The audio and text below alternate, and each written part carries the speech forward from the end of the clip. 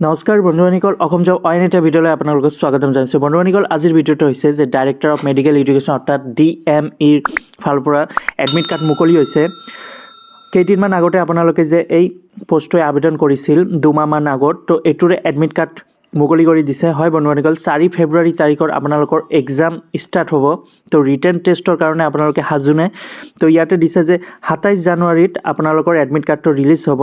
আজি হ'ল 23 জানুৱাৰী। তো 27 জানুৱাৰী আপোনালোকে এডমিট কাৰ্ডটো ডাউনলোড কৰিব পাৰিব। মই ডেছক্ৰিপশ্যন দি দিছোঁ, তাৰ পৰা গৈ আপোনালোকে ডাউনলোড কৰিব পাৰিব। নহ'লে ইয়াতে এটা লিখা আছে www.dme.osom.gov.in, এই ৱেবছাইটত গৈ আপোনালোকে ডাউনলোড কৰিব পাৰিব। 27 জানুৱাৰী আপোনালোকৰ এডমিট কাৰ্ডটো মুকলি কৰি দিব।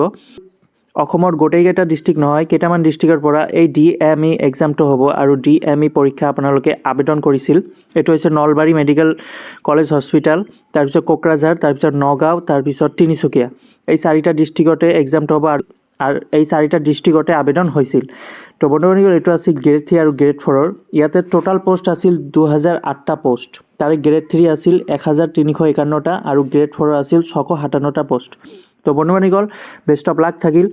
4 ফেব্ৰুৱাৰী আপোনালোকৰ এক্সাম হ'ব। ইয়াতে লিখা আছে the written exam will be 4 ফেব্ৰুৱাৰী 2024 আৰু 27 জানুৱাৰীত আপোনালোকে এডমিট কাৰ্ডটো ডাউনলোড কৰিব পাৰিব। তো বন্ধুবান্ধী নটিচটো এইটো দিছে DME ৱেবছাইট, DME ফালৰ পৰা। ইয়াতে লিখা আছে চাওক, this is information of all concert date in reference advertisement, যিটো DME এডভাৰ্টাইজমেণ্টটো মুকলি কৰিছিল for the post staff nurse আৰু নলবাৰী মেডিকেল কলেজ কোকৰাঝাৰ, তাৰপিছত নগাঁও, তাৰপিছত তিনিচুকীয়া। এই 4টা ডিষ্ট্ৰিক্টতে এক্সামটো হ'ব।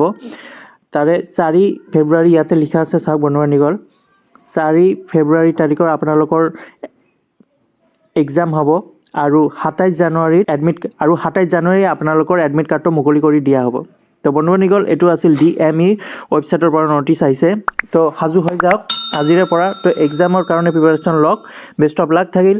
আৰু বন্ধুবান্ধীসকল, এনেদৰে ভিডিঅ' পাবলৈ হ'লে মোৰ চেনেলটো ছাবস্ক্ৰাইব কৰি বেল আইকনটো প্ৰেছ কৰি দিওঁ। হয়, লেটেষ্ট জব ইনফৰমেশ্যন নটিফিকেশ্যন পাই থাকিব।